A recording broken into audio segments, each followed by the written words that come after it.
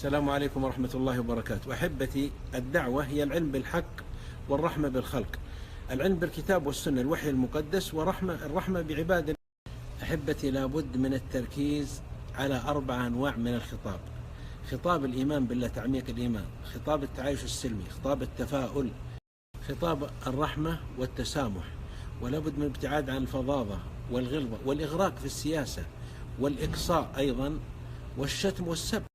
أي وسيلة أو أي مكان أو أي منبر يمكن أن تقدم الحق الذي عندك ومهما كان عليه من الملاحظة شارك. الكراسي الفارغة، المقاعد الفارغة والانسحاب السلبي لا يصنعون رأيا ولا انتصارا ولا حقيقة. الرسول صلى الله عليه وسلم حضر في عكاظ وأسواق العرب.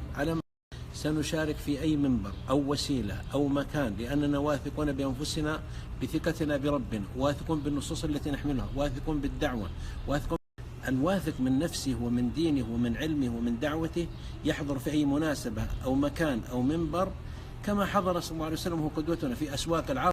لابد أن نقدم في خطابنا خطاب التعايش السلمي والبعد الإنساني والمشترك الحضاري الذي تحمله روح الإسلام ومدنية الإسلام.